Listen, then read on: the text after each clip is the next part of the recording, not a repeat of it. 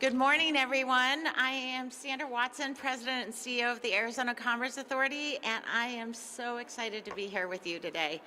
Before I begin, I would like to thank Governor Hobbs, Chancellor Gonzalez, Board Chair Susan Bittersmith, Dr. Worster, and our industry partners, Honeywell, Aerospace, and Boeing, and many of our other partners who are here with us today who have really been instrumental in making today's initiative a reality. Arizona's Future48 Workforce Accelerators are a game changer for Arizona's workers and companies. Through this novel approach, we are working closely with industry to anticipate the jobs of the future and train Arizonans for jobs proactively. About 3 months ago, we joined you from Gateway Community College in Phoenix to launch the Semiconductor Workforce Accelerator. That accelerator followed new training centers in Coolidge, Yuma, Mojave County, and Apache Junction, with focuses on automotive assembly, cybersecurity, batteries, microelectronics, and more. Today, we join you from Chandler Gilbert Community College to launch our 6th facility in the Future 48 family. This one is focused specifically on aerospace and defense. Aerospace and defense represents a natural fit for this facility. We are currently ranked top 5 in the country for aerospace and defense jobs, with many more on the way. Over the last 5 years, the ACA has worked with our industry partners to announce more than 60 aerospace and defense expansion projects, representing over 12,600 projected new jobs and $2.8 billion in capital investment. In our pipeline, we currently have nearly 80 projects tied to aerospace and defense, representing another roughly 16,000 projected new jobs should those projects come to fruition.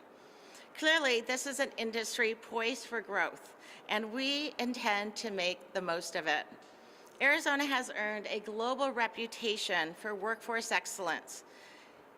In this highly competitive environment in which we operate, we continue to innovate and take our leadership to new heights. In closing, I would like to again thank our many partners for their collaboration on this very exciting project. It is now my pleasure to welcome Arizona's Governor, Governor Katie Hobbs.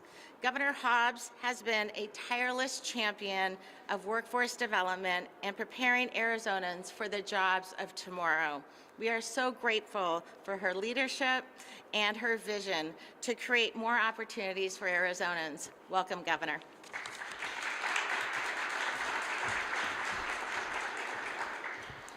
Well, good morning, everyone, and thank you for joining us for this exciting announcement. The Arizona Promise is about ensuring that Arizonans have opportunity, security, and freedom. And delivering that promise means that we're doing everything we can to ensure that Arizonans can take advantage of the great opportunities of our booming economy. We know that opportunity starts in the classroom, and expanding pathways to success for students ensures that they will have the skills they need to get a good-paying, family-sustaining job, more than a job, a career, making sure that every Arizonan can take advantage of our booming economy. And knowing this, my administration has made significant investments in workforce development, including our Build It AZ initiative, which aims to double the number of apprentices in the building trades, folks literally building the economy that we're growing. We have invested in Community College Workforce Scholarship Program and my Talent Ready AZ initiative, which works to, which includes the Workforce Cabinet and works to align all of our workforce initiatives across state agencies. And finally, these Future 48 Workforce Accelerators, which work to couple industry with our community colleges to ensure students are getting the cutting-edge training they need to ensure their success. So today, building on our efforts and taking another step forward with the launch of the latest Future 48 Workforce Accelerator here at Chandler Gilbert Community College is so important as Arizona has established itself as a leader in aerospace and defense sectors. We are home to over 1,200 aerospace and defense companies, companies that contribute nearly $15 billion annually to our economy and employ more than 62,000 Arizonans. Again, we need to ensure that Arizonans are reaping the benefits, and this program is one more way to do that. Here at this facility, students in Arizona will have the opportunity to become a part of this ever-growing, in-demand workforce and set themselves up for a lifetime of success. This is the first of its kind aerospace and defense-focused facility, supported by more than $6 million investment from the Arizona Commerce Authority, providing hands-on training in aerospace and defense, featuring state-of-the-art labs equipped with industry-standard equipment, as you can see around you here, and ensuring that Arizonans are prepared to meet the needs of this dynamic industry. It's a win-win for employers and Arizonans alike. This will be the 5th accelerator launched under my administration, and as you heard from Sandra, it's the 6th total. This was something that she worked really hard to implement before I took office, and we're really happy to just take it and run with it and do everything we can to align our workforce with the growing economy. This is why our economy is booming. It's why we've created so many jobs in my administration, and why we are going to continue to be at the forefront of these emerging industries and technologies here in the state of Arizona. These accelerators are more than a means to an end. They represent opportunity and the chance for working Arizonans to get ahead, building careers instead of just jobs. And I'm so grateful to all of the partners who have made this program so successful, and especially this accelerator, including Sandra Watson, as I mentioned, with the Arizona Commerce Authority, Chancellor Gonzalez, and the Maricopa Community College District, as well as here Chandler Gilbert Community College and interim President Worster, and of course our industry partners, Boeing and Honeywell. Together, we are building a brighter future for Arizonans where everyone has a chance at the Arizona Promise. And with that, I'm happy to turn it over to Maricopa Community College Governing Board Chair Susan Bittersmith. Thank you.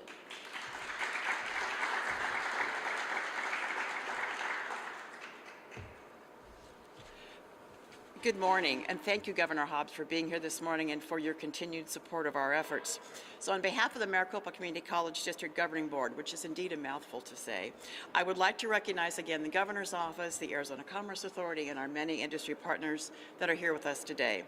Your continued partnership is really instrumental in making the success of our students and growing our state's workforce. As the Governor mentioned, Arizona is the home to a growing aerospace, defense, and manufacturing industry. She talked about the number of jobs that are coming and the opportunity for us to continue to partner, as you see behind you, the equipment and opportunities that's turning into jobs and career opportunities for many, many students. As these sectors expand, there is a demand for more skilled professionals, and we stand ready to meet those by training our students and getting them placed in jobs. Chandler Gilbert Community College is home to the only FAA aviation maintenance program within our system and has a rich history of providing specialized programs for our students to be successful in commercial, corporate, and private aviation. So this new Future48 Workforce Accelerator will play a very key role in enhancing the customized training to provide regional talent to some of the largest aerospace and defense companies in the world. So once again, thank you to Governor Hobbs and her team and the Arizona Commerce Authority's investments. Our students will have access to state-of-the-art facilities and training designed to meet the growing needs of this industry and industries to come. So it is now my turn, and I'm pleased to introduce our leader, Dr. Stephen Gonzalez, the Chancellor of the Maricopa Community College District. Dr. Gonzalez.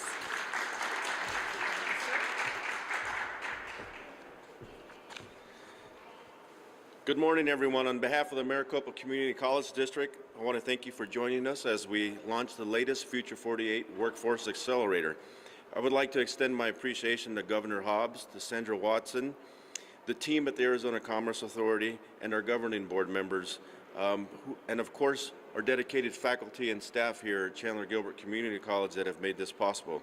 The launch of this aerospace and defense-focused accelerator marks an important milestone as we introduce the 6th Workforce Accelerator across the state and the 2nd within the Maricopa system. Community colleges provide a critical access point for students seeking a higher education. Thank you, Governor Hobbs, for entrusting not only Maricopa Community Colleges, but our counterparts across the state to develop the 21st century training that prepares our students to be workforce ready. For more than 30 years, Chandler Gilbert Community College's aviation department has pushed the boundaries of what is possible. From forming key partnerships with industry leaders to developing cutting-edge programs, the college continues to play a vital role in educating the next generation of aviation and aerospace talent. Arizona is home to the country's fourth largest aerospace market. The concentration of aviation employment in Arizona is 2.5 times greater than the aerospace employment found in the U.S. economy. As the largest provider of workforce development training in Maricopa County, we have an opportunity to help close critical training gaps identified by our industry partners. Nearly 90% of our students come from across Maricopa County, and the vast majority of them choose to stay, work, and lead right here in our communities, driving lasting economic growth and strengthening Arizona's position as an industry leader. As one of the most accessible education providers in the state, our system plays a pivotal role in shaping the workforce and opening new opportunities for hundreds of thousands of students each year. This strategic partnership between our three organizations is a vital link between education and careers, and will help Arizonans connect with high-demand, high-wage jobs. Again, thank you for joining us today, and I look forward to the work ahead as we collaborate on bringing this space to life, one where students and industry will grow together. Now, I'd like to invite some of our distinguished guests and partners here with us today up to the podium for a group photo to mark this significant milestone for our state, industry partners, and our system. Thank you.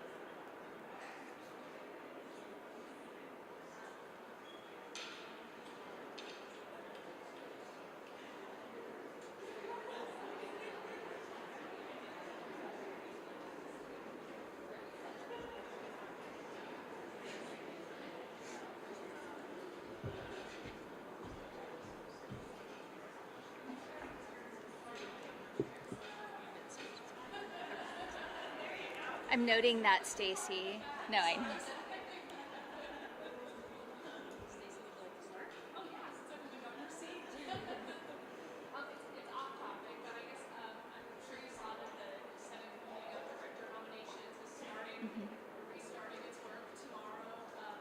You can say what your administration is doing differently this year to get nominees prepared for that process.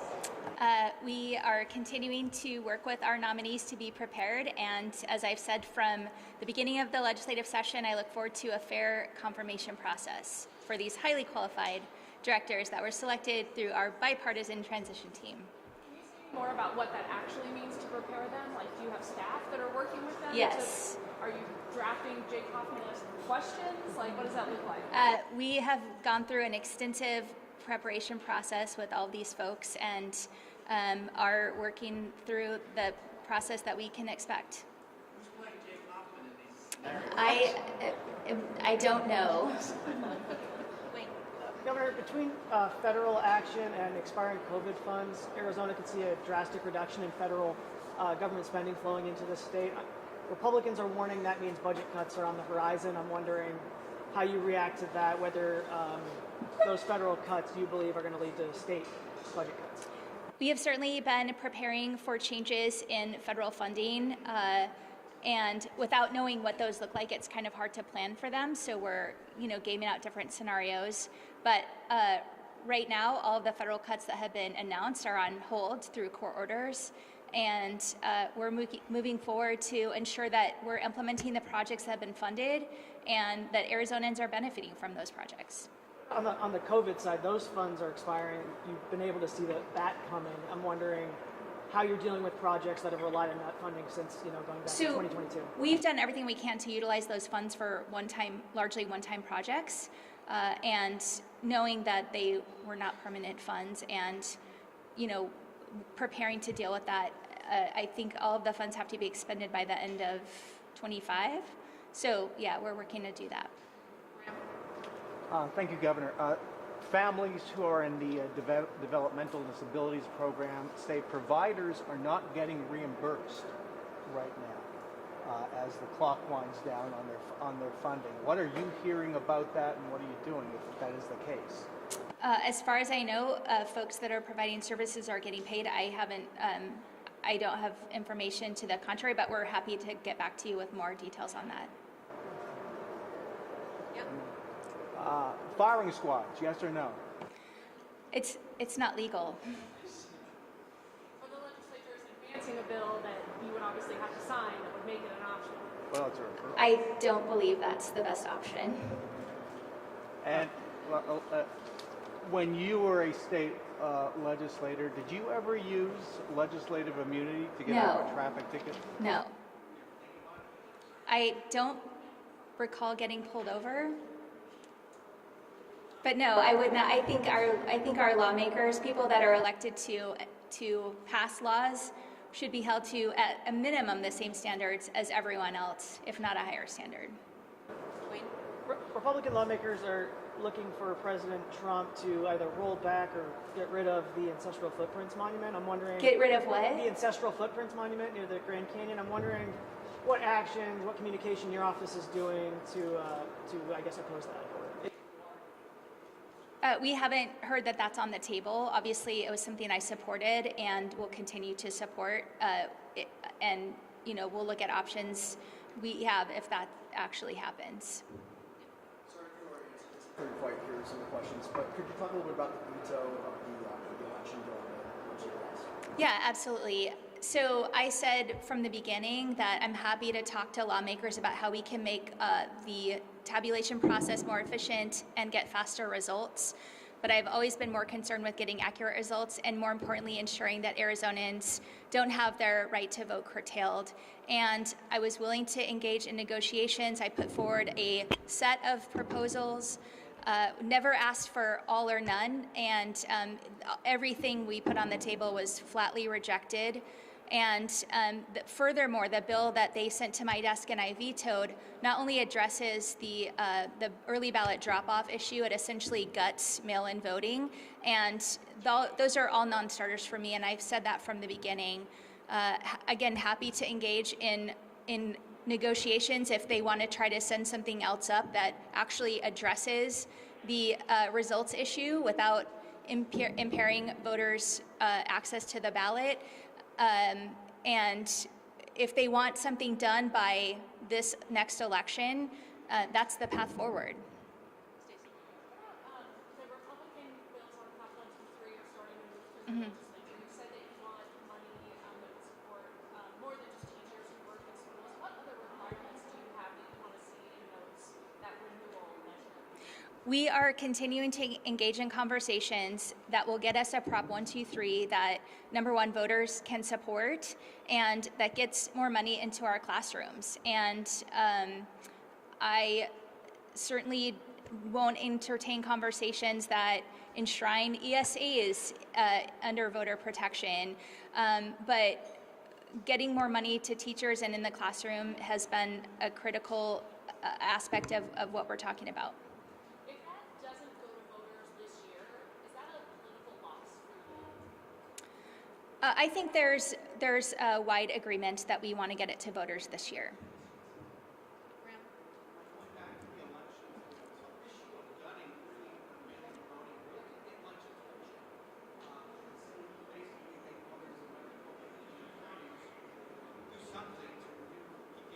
Right. It was a last-minute add-in by Representative. It was a last-minute add-in by Representative Colladin that has nothing to do with the issue at hand, and I think shows that they weren't serious about fixing an actual problem, but they wanted to use this as a vehicle to make it harder for Arizonans to vote. No. Except to say non-starter for me, and for a lot of voters who 80% of our voters rely on early voting. That's all everybody has.